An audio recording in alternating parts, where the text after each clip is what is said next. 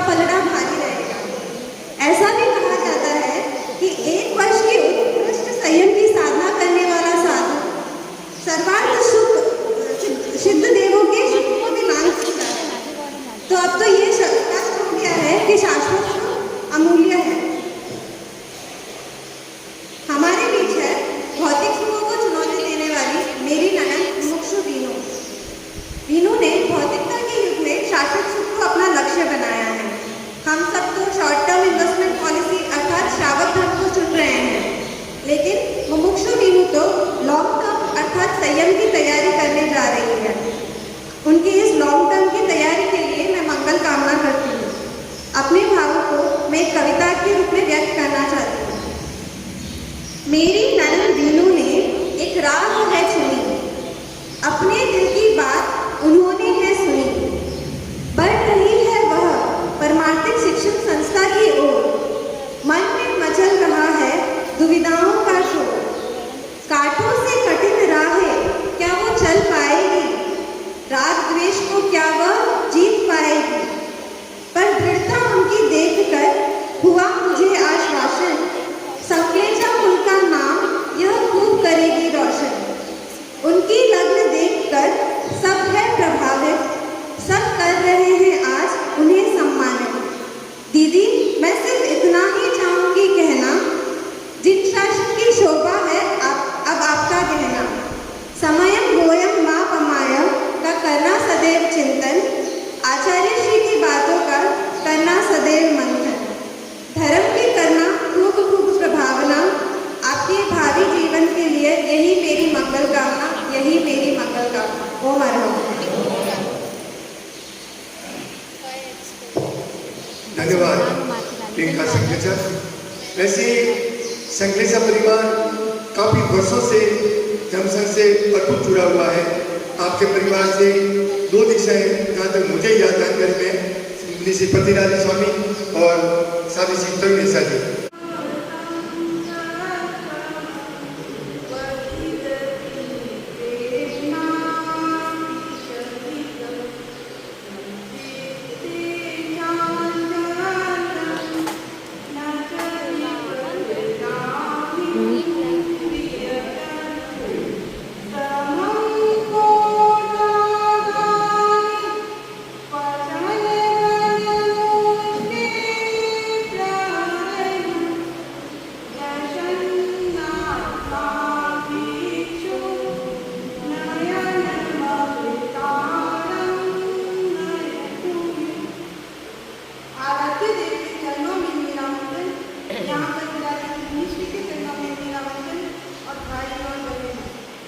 किसी भी परिवार के सदस्य का संयम पथ पर आगे बढ़ना बहुत ही गर्व की बात होती है।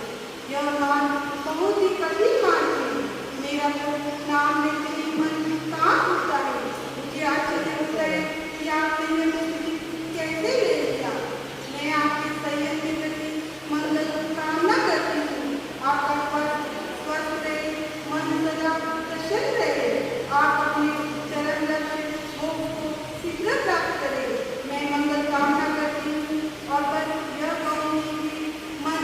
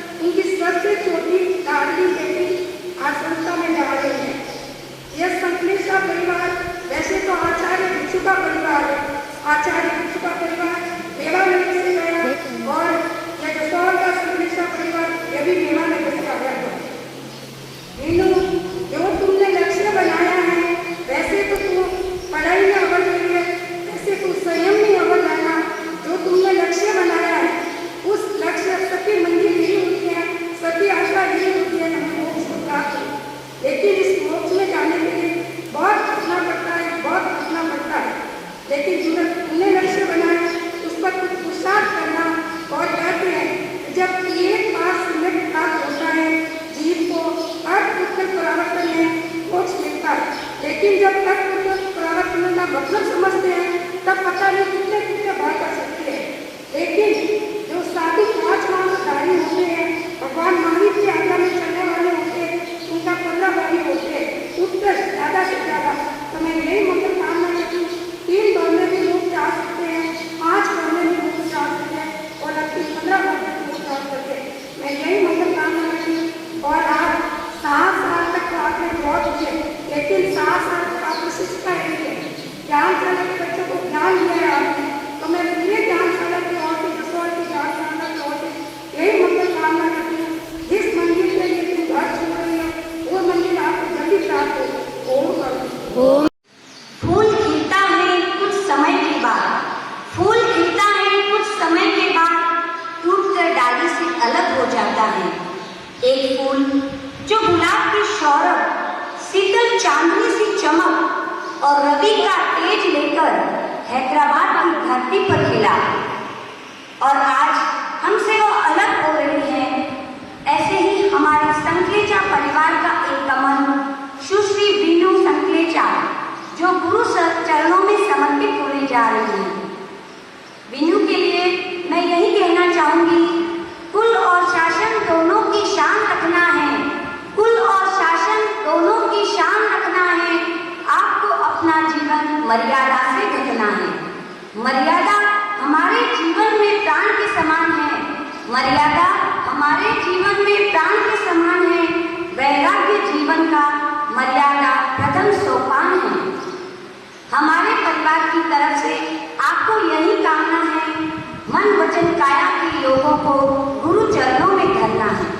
संस्था में आपके वैराग्य जीवन की समीक्षा होगी, समीक्षा में पास होने के बाद आपकी दीक्षा होगी। संसार में सुख नहीं ऐसा बिना बता रही है, इसलिए हमारे बिटिया संस्था में भर्ती होने जा रही हैं।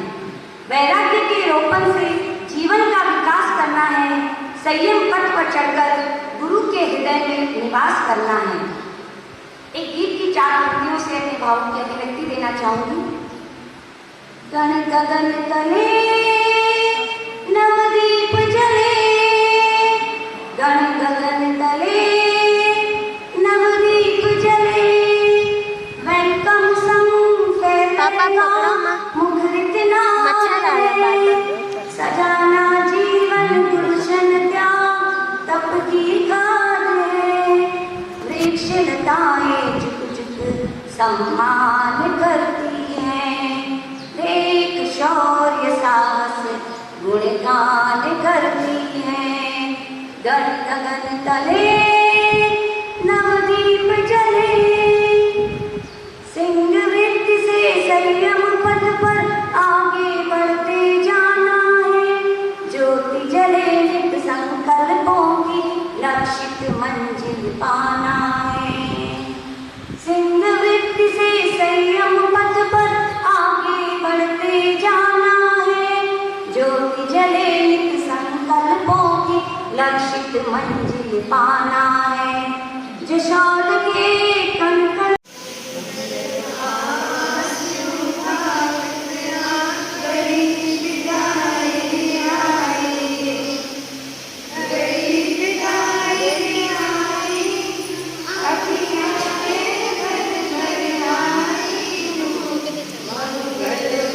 स्पीच बोल रही हो कोमल, अरे मैं स्पीच बोल रही हूँ।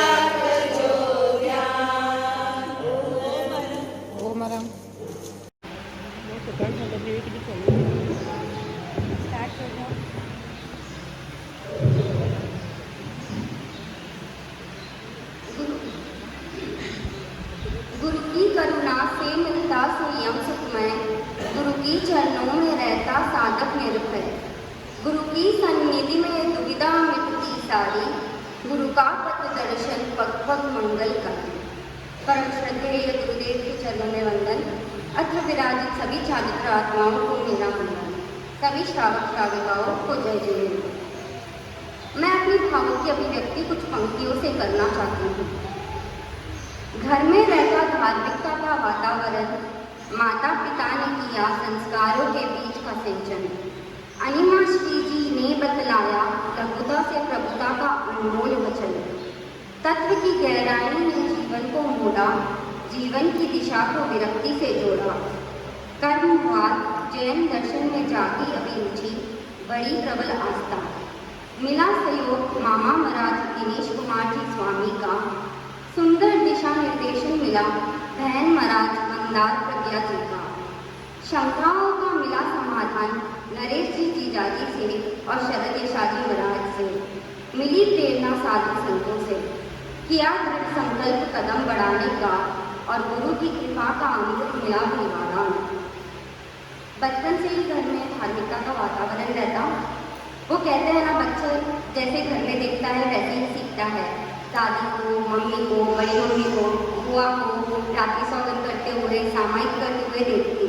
महाराज के साधु संतों के सेवा करने जाते देखती। उनके साथ मैं भी साधु संतों की सेवा करने जाती। मेरी दादी हंसी देवी दिन में लगभग 10 सामायिक करते। वो केवल दिन में 5 या 7 द्रव्य ही लगाते। उन्होंने कभी स्कूल की पढ़ाई नहीं की, पर उनको तत्व ज्ञान की बहुत अच्छी जानकारी थी। मेरी तीनों बड़ी मम्मी के वर्ष तक चल रहा है। बड़ी मम्मी कमला देवी के 17, बड़ी मम्मी रूपा देवी के 13 और बड़ी मम्मी कमला देवी के 14 वर्ष तक चल रहा है।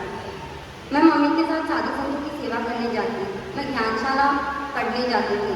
मैं खुद को बहुत लकी महसूस करती हूँ कि जिस ज्ञानशाला में मैं पढ़ी, मुझे उस ज्ञानशाला में सेवा देने का अवसर प्राप्त हुआ। ज्ञानशाला टीचर की वित्त, विशारद और स्नातक एग्जाम्स दिए। इन एग्जाम्स की वजह से मैं अपने जैन लिटरेचर से परिचित हुई। अगर इंजीनियरिंग एक साइंस है, तो जैन धर्म सब साइंसेस का बाप है। जैन विद्या, तत्व ज्ञान की बुक्स पढ़ने से मेरा वैराग्य पुष्ट हुआ।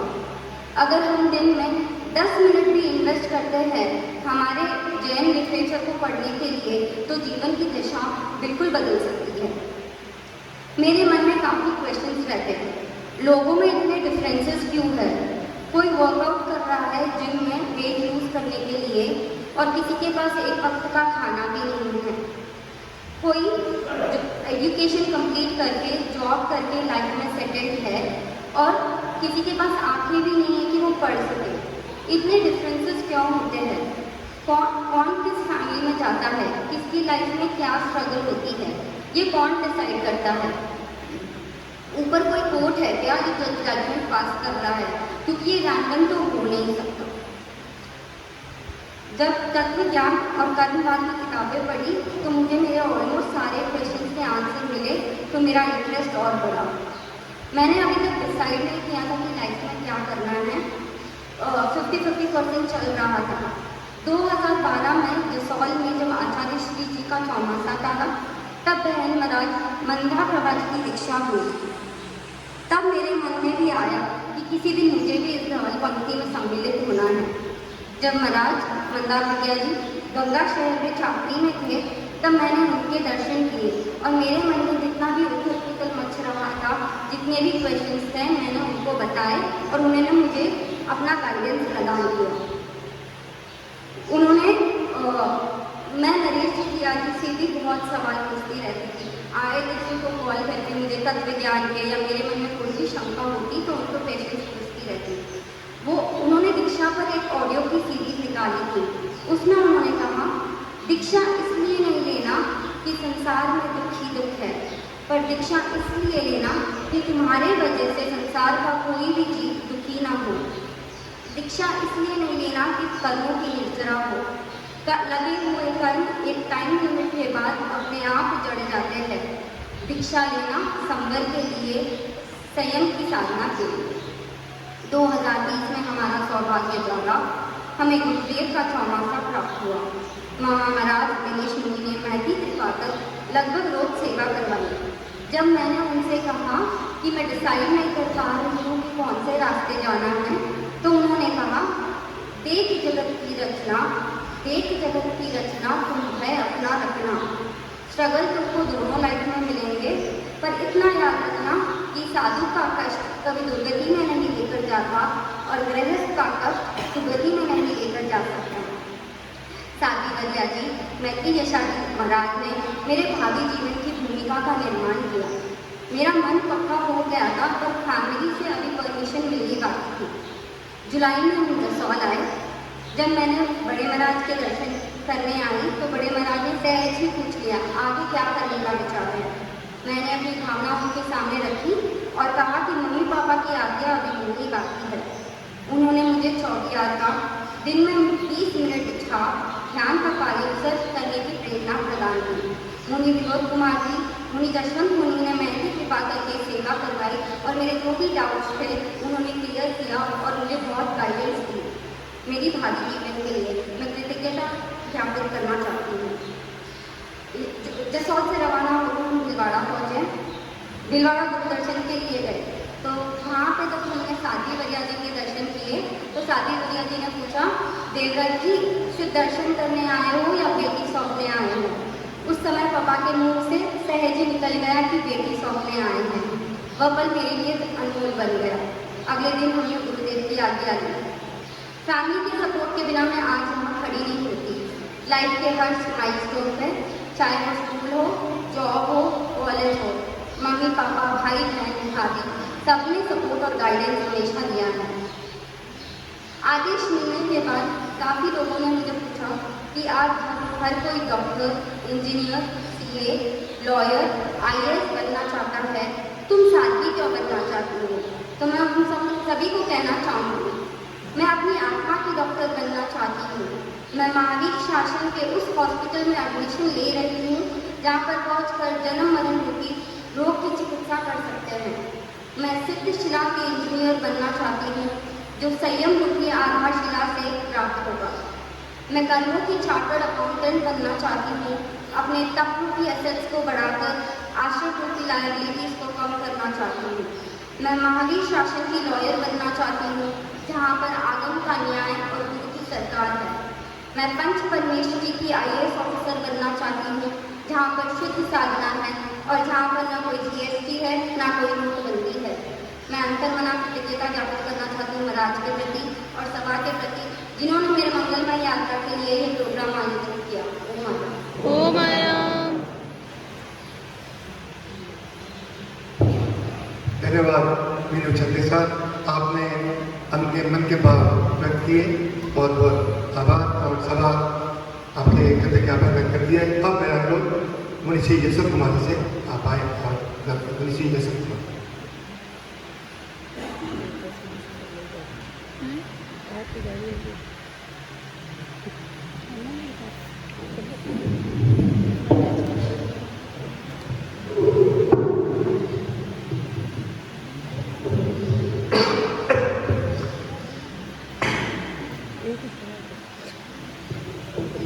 वंदनादेत सुरेंद्रेत कौशिके पाद संस्कृति निर्विशेष मनस्काय श्री वीर स्वामी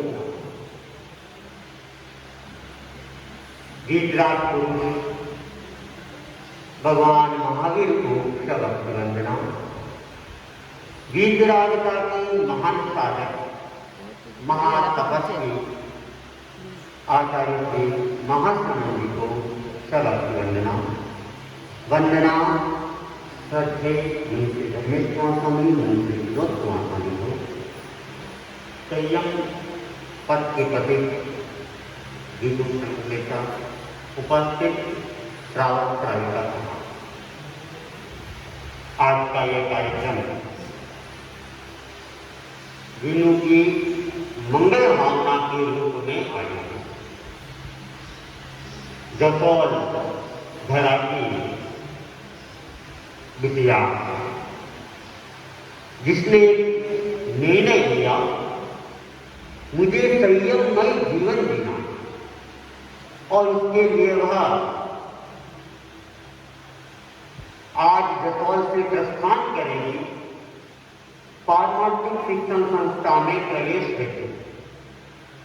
पारमार्थिक शिक्षण संस्था तेरागम धर्म संघ की वह संस्था है जहां दीक्षा पथ पर बढ़ने वाले भवी जीवों की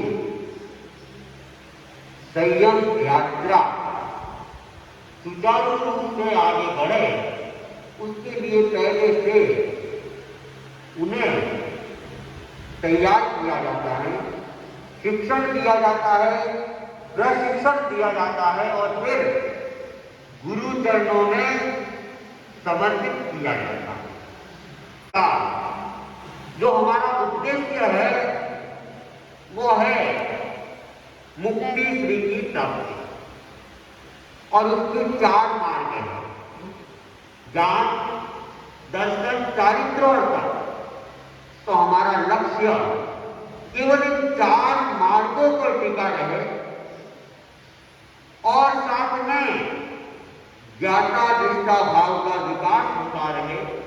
कौन क्या कर रहा है ये हमें नहीं देखना, हमें क्या करना है यही हम देखेंगे, तब तो हम साधना के सही मार्ग पर आगे बढ़ रहे हैं। और अगर ये देखना चालू कर दिया कि 5 वाली बहन क्या कर रही है या 7 वाली साथी क्या कर रही है, तो ये समझ लेना कि हम अपने पथ से भटक रहे हैं। तो पथ पर बढ़ना है तो हमें स्वयं के द्वारा स्वयं को देखना है। बस इस लक्ष्य को हम साथ में रखकर आगे बढ़ते रहेंगे, हमें अपना लक्ष्य प्राप्त हो जाएगा। एक मुक्तक के साथ में अपनी बात को परिसंपन्न करूंगा। संयम के पथ पर चलने का तुमने भाव संजोया है, संयम के पथ पर चलने का तुमने भाव संजोया है, जीवन निर्माण का सही अर्थ में बीज बोया है, जीवन निर्माण का सही अर्थ में बीज बोया है। लाख लाख धन्यवाद तुम्हारे साधनामय जीवन जीने के निर्णय को, लाख लाख धन्यवाद तुम्हारे साधनामय जीवन जीने के निर्णय को। संयम नवनीत पाने के लिए अपने आप को बिलोया है, संयम नवनीत पाने के लिए अपने आप को बिलोया है। ओम अहम एक बार पुनः मंगल कामना करता। जीवन भी अपने आप में एक साधना में जीवन, वहां भी अनेक बहनों के साथ में रहना होगा और वे बहनें विभिन्न क्षेत्रों की है, विभिन्न रूप से शिक्षित है, प्रशिक्षित है। और कहते हैं कि हाथ की 5 अंगुलियां समान नहीं होती है, ठीक वैसे ही साथ रहने वाले सभी व्यक्ति समान नहीं होते। तो उन सब के बीच में रहना, शांत सहवास के साथ रहना, समाधिमय जीवन के साथ में रहना, ये भी अपने आप में एक विनु के प्रति मंगल कामना कि वो संस्था के जीवन को अच्छे से जीकर अपनी पहली कसौटी पास करें और गुरु चरणों में अपना एक स्थान बनाए, ताकि शीघ्र पंच महाव्रत धारण करने का हमें अवसर प्राप्त हो सके। दीक्षा का जो हमारा उद्देश्य है वो है मुक्ति श्री की प्राप्ति और उसके 4 मार्ग हैं, ज्ञान, दर्शन, चारित्र और तप। तो हमारा लक्ष्य केवल इन 4 मार्गों पर टिका रहे और साथ में ज्ञाता दृष्टा भाव का विकास होता रहे। कौन क्या कर रहा है ये हमें नहीं देखना, हमें क्या करना है यही हम देखेंगे, तब तो हम साधना के सही मार्ग पर आगे बढ़ रहे हैं। और अगर ये देखना चालू कर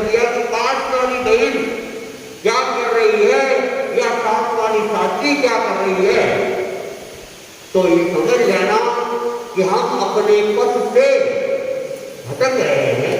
तो पथ पर बढ़ना है तो हमें स्वयं के द्वारा स्वयं को देखना है। बस इस लक्ष्य को हम साथ में रहकर आगे बढ़ते रहेंगे, हमें अपना लक्ष्य प्राप्त हो जाएगा। एक मुक्तक के साथ में अपनी बात को परिसंपन्न करूंगा। संयम के पथ पर चलने का तुमने भाव संजोया है, संयम के पथ पर चलने का तुमने भाव संजोया है, जीवन निर्माण का सही अर्थ में बीज बोया है, जीवन निर्माण का सही अर्थ में बीज बोया है। लाख लाख धन्यवाद तुम्हारे साधना में जीवन जीने के निर्णय, लाख लाख धन्यवाद तुम्हारे साधना में जीवन जीने के निर्णय को। संयम नवनीत पाने के लिए अपने आप को बिलोया है, संयम नवनीत पाने के लिए अपने आप को बिलोया है। ओम एक बार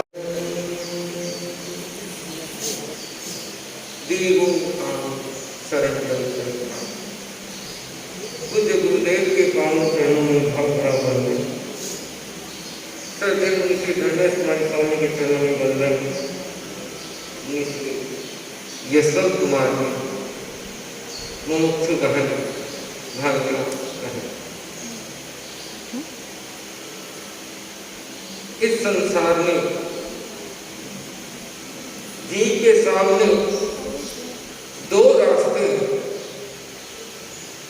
एक है संयम का रास्ता और दूसरा है असंयम का रास्ता। कौन किस मार्ग पर चलेगा, ये बात कई बातों से निर्धारित होती है।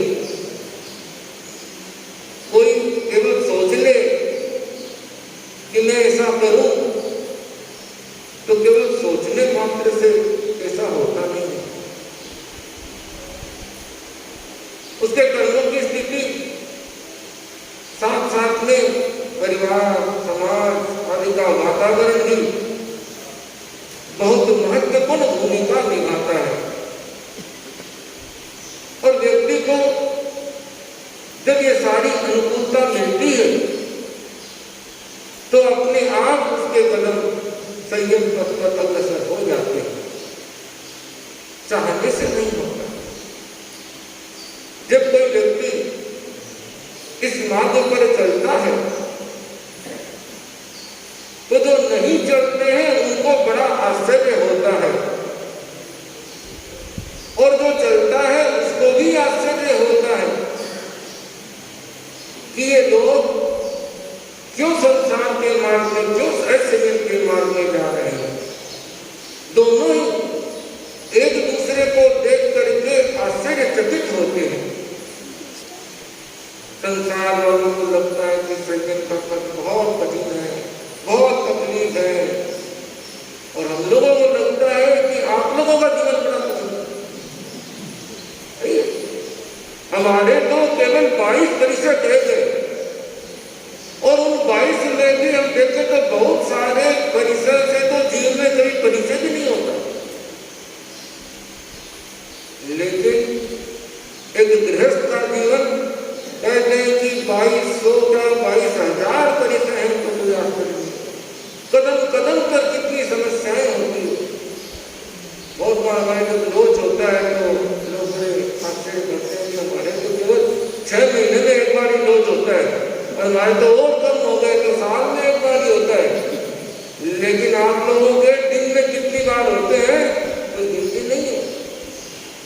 लेकिन बात वही है, सब कुछ जानते हुए भी, सब कुछ समझते हुए भी इस पथ में आना किसी के खुद के हाथ की बात नहीं है। तो जो व्यक्ति इस मार्ग पर बढ़ जाता है वह व्यक्ति अपने लक्ष्य को प्राप्त कर लेता है। तो मीनू बहन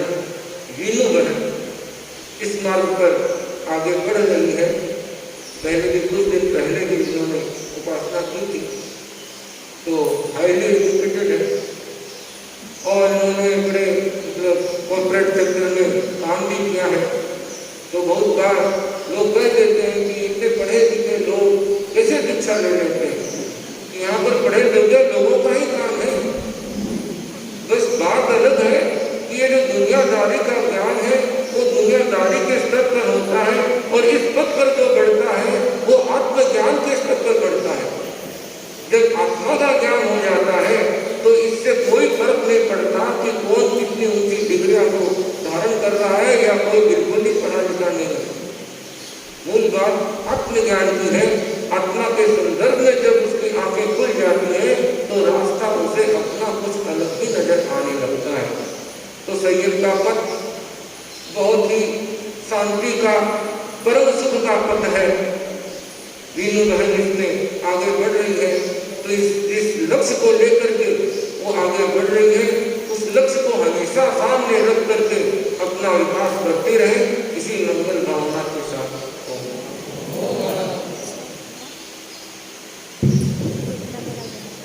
उन्नीस के प्रति कृतज्ञता सभी की ओर से भावना को 19वीं धर्मेश कुमार शाह।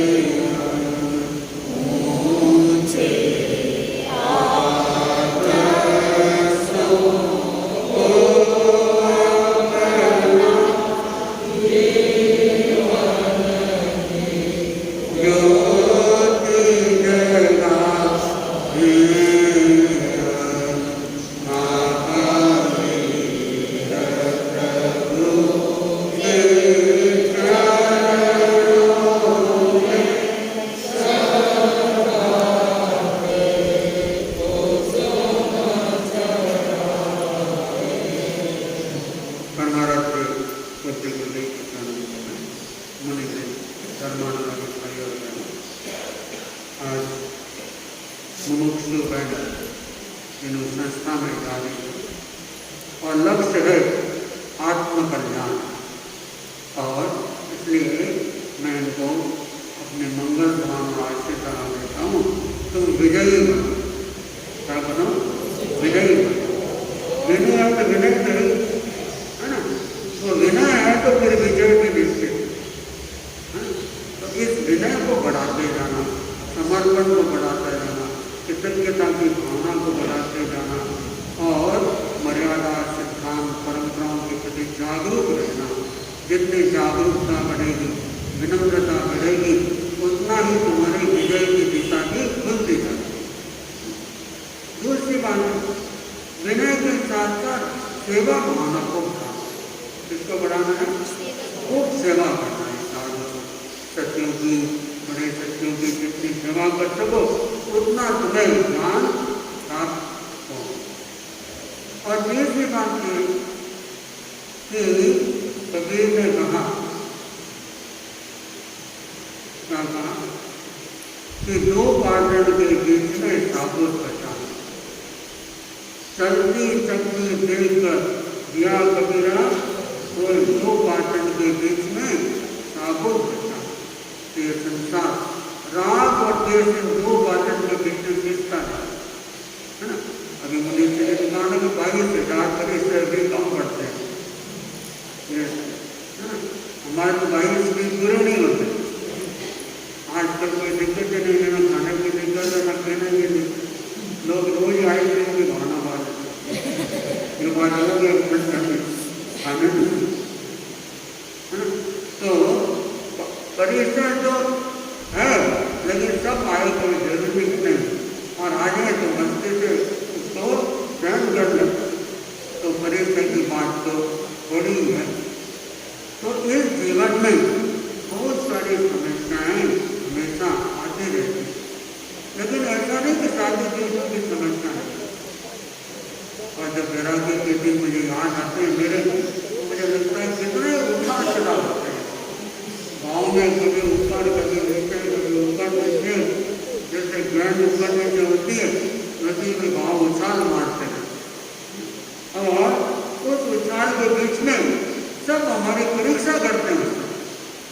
भाई की परीक्षा करते हैं, बहन की परीक्षा करते हैं, माता पिता भी करते हैं, आस पड़ोस के लोग भी पूछते हैं अलग अलग प्रकार के सवाल हैं। कोई कहता है तुम पलायन कर रहे हो, पलायन क्या कर रहे हो, संसार से पलायन। कोई कह रहे तो बहुत अच्छा काम कर रहे हो। तो कभी पक्ष में और कभी विपक्ष में बातें हम आती रहे। उन सबके बीच में अपने आप को सोच विचार करके निर्णय पर पहुंचना भी एक बहुत ही महत्वपूर्ण काम है। तो इन्होंने एक निर्णय कर लिया कि नहीं, मुझे संयम जीवन ही जीना है, बहुत अच्छा किया है, वो आगे बढ़ते हो। और दूसरी बात क्या है, पढ़ाई लिखाई तो हमारी चलती रही। और आज के युग में हम देखते हैं कि पढ़ लिख करके भी शिक्षा ले रहे हैं। तो पढ़ाई लिखाई कोई बाधक नहीं है, वो तो अच्छी बात है। तो पढ़ो लिखो सोचो समझो और अपना रास्ता तय करो कि वास्तव में किस रास्ते के आगे बढ़ना है। इस रास्ते में चल करके भी हम उस एक बात को और याद कर लें कि चक्की चक्की सब करे कीली कहे न कोई, जो कीली के संग रहे काहे को दुख। चक्की चक्की की बात सब करते हैं कि दो चक्की है, सब मिल रहे हैं, लेकिन कीली की बात कोई नहीं करता। कीली है आत्मा, क्या है, चक्की तो चलती रहेगी, संसार तो चलता रहेगा। आज की है, पहले भी था, भविष्य में भी रहेगा, ये कभी खत्म होने वाला नहीं है। संसार की मुक्ति नहीं होगी, मुक्ति होगी जगती की होगी। संसार की कभी मुक्ति नहीं होगी। संसार तो आज भी है, पहले भी था, आगे भी रहेगा। जो जागेगा वो मुक्त हो जाएगा। तो अपने आत्मा के संग जो रहेगा उसको कभी दुख नहीं होगा। और अपने आत्मा के संग रहने के लिए सबसे सरल तरीका यह है, आनंद केंद्र पर आधा घंटा रोज ध्यान करो। क्या करो, बस आनंद। इस आनंद केंद्र को जगा दो अंदर से, तो फिर न कोई दुख है, न कोई द्वेष है, न कोई शोक है। बस आएंगे, हवा आती है चले जाते हैं, शौक आते हैं चले जाते हैं, और आत्मा मस्त रहते हैं कि बाहर की स्थिति आएगी चाहेगी, उसको न हम रोक सकते हैं न उसको कुछ कर सकते हैं। अगर कुछ करना है तो अपने भीतर ही करना है, और अपने भीतर में आधा घंटा रोज कर। तो जिन्होंने फिर पूछा कि क्या करना है, मैंने कहा बस एक ही काम करना है, आधा घंटा ओम के सुबह जाओ, करते रहना आनंद केंद्र का। तो ये तुम्हारी विजय की एक सबसे बड़ी रखवाली हो जाएगी। और इसको करते रहोगे तो आगे से अंदर से अपना तुमको रास्ता मिलेगा। रास्ते दो प्रकार के होते हैं, बाहर से भी होते हैं, अंदर से भी होते हैं। बाहर भी गुरु का दर्शन करते हैं, लेकिन गुरु का भी एक ही उद्देश्य है कि अंदर से गुरु को जगा दिया। जब अंदर का गुरु जागृत हो जाएगा तो हर परिस्थिति में हम अपने आप को संभाल लेंगे और हर मुसीबत से भी अपने आप को निकाल लेंगे। तो मैं मंगल कामना करता हूँ, मंगल कामना करता हूँ। तो आगे बढ़ो, गुरु चरणों में रह करके को विकास करो, आत्म कल्याण की दिशा में करो, और चिन्मानव कार्य स्वयं में करो और दूसरों को भी कार्य में सहायक करते रहो। इसी मंगल भावना और मंगल प्रेरणा के साथ अपनी बात संपन्न करता हूँ। और आज के दिन हम देखते हैं कि जब संयम रहने वाला होता है, संयम कोई स्वीकार करने वाला होता है, तो लोगों का मन उनको देखने के लिए बहुत आतुर होता है। तो रोज तो कम संख्या होती है, लेकिन आज क्या हो गई, ज़्यादा नहीं। और देखने वालों की संख्या भी ज़्यादा होती है, बोलने वालों की भी संख्या ज़्यादा होती है। सब चाहते हैं मैं भी बोलूँ, मैं भी बोलूँ, मैं भी बोलूँ, ठीक है, उनकी भी संख्या ज़्यादा है। तो आज का दिन अच्छा है, आपके बोलते बोलते हो सकता है आप में भी कोई भाव जानता है अच्छा। तो सबके प्रति मंगल भावना, मंगल कामना इसी के साथ हो। अब मेरा अनुरोध मुनि से प्रति कृतज्ञता। अब मेरा अनुरोध यहाँ कन्या मंडल से भाई मीनू की आरती, हाँ महिला मंडल से अनुरोध यहाँ आए और भाई मीनू के लिए आरती जो परंपरा अपनी सभी है।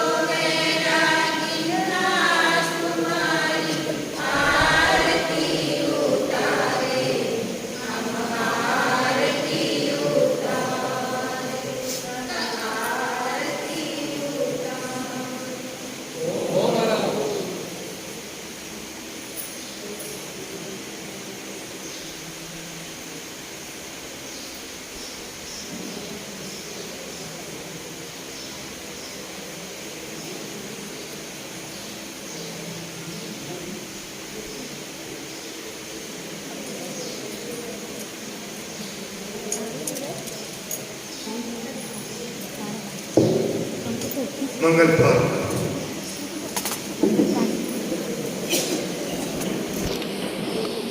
पब्लिक से भी लोग तो फोटोग्राफी करते नहीं आगे कहीं ले रहा फटाफट फोटोज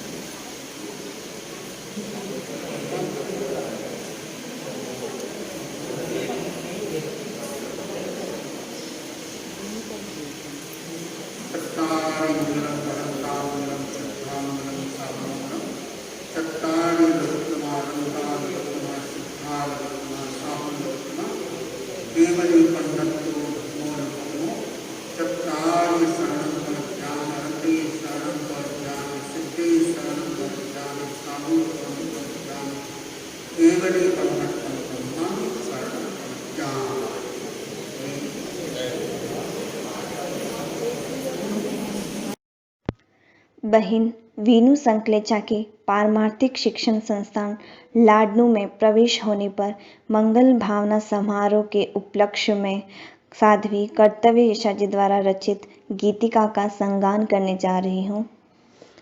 संयम की महापथ पर अब तुमको बढ़ना है, करती मंगल कामना हम भव जल को तरना है।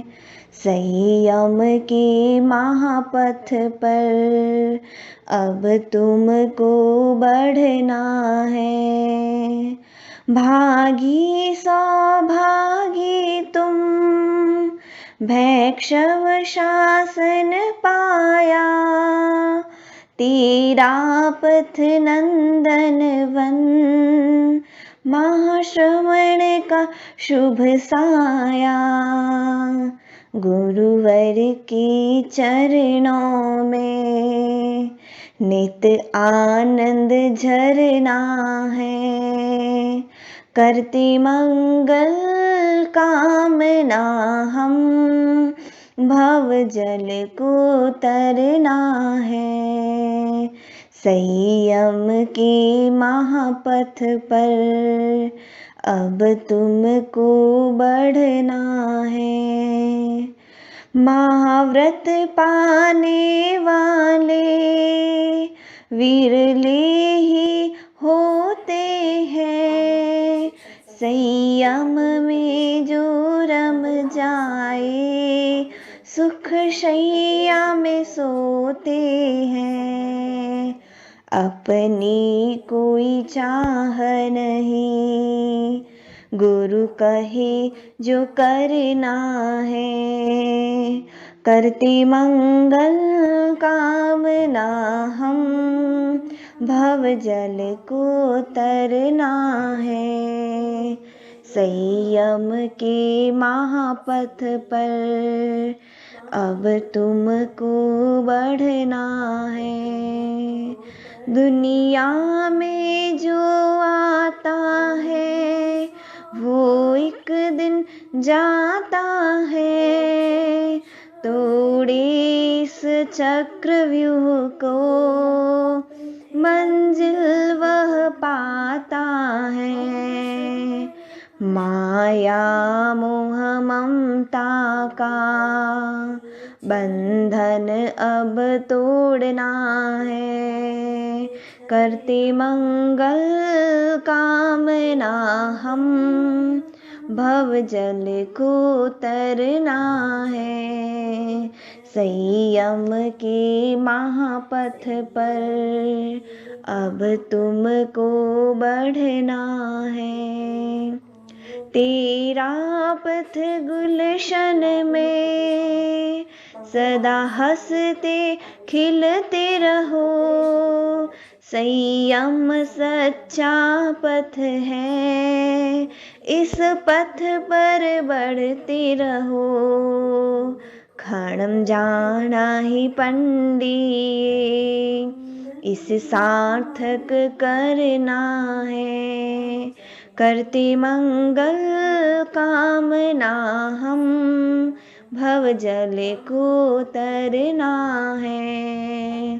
संयम के महापथ पर अब तुमको बढ़ना है, अब तुमको बढ़ना है। तेरा पथ नंदन से उड़ान होती है, ऐसी दृढ़ संकल्पी मेरी ननद मुमुक्षु वीनू आज पारमार्थिक शिक्षण संस्था की ओर अग्रसर है। प्रभु, शादी से पहले मैंने अपनी बड़ी बहन को विदा किया था, जो आज साध्वी मंजुला यशा जी के रूप में आपके पास है। आज मैं अपनी बहन जैसी ननद को विदा करके आपको समर्पित करना चाहती हूँ। आज पूरा संकलेचा परिवार हर्षित है, प्रफुल्लित है। यह परिवार वह परिवार है जिससे पहले भी 2 दीक्षा हो चुकी है, मुनि श्री पृथ्वीराज स्वामी और साध्वी श्री तरुण यशा जी। और आचार्य भिक्षु भी हमारे संकलेचा परिवार से थे, तो एक और से हम उनके वंशज हो गए गुरुदेव। तो मैं आपसे यही विनती करती हूँ कि आप इन्हें ऐसा वरदान दें कि इस साधना के पथ पर उत्तरोत्तर बढ़ती जाए और अपने लक्षित मंजिल को प्राप्त कर सके। परम श्रद्धेय आचार्य श्री के चरणों में वंदन। गुरु की करुणा से मन का संयम सुखमय, गुरु के चरणों में साधक रहता निर्भय, गुरु की सन्निधि में दुविधा मिटती सारी, गुरु का पथ दर्शन वक्त वक्त मंगलकारी। आपने महफिल कृपाकर 2020 में हैदराबाद को चातुर्मास प्रदान किया। उस चातुर्मास में मेरे वैराग्य पुष्ट हुआ। आपने जुलाई में महफिल कृपाकर मुझे संस्था प्रवेश की आज्ञा प्रदान की। मथुरा में मैं अक्टूबर 28 को संस्था प्रवेश करने जा रही हूँ। आप मुझे ऐसा आशीर्वाद प्रदान करें कि मैं संयम के पथ पर उत्तरोत्तर बढ़ती रहूँ। संगपति के प्रति मेरी शक्ति भक्ति और अनुभूति हमेशा बढ़ती रहे। कृपा कराइए मुझे नाम ऐसा आशीर्वाद प्रदान करें। वंदे गुरु।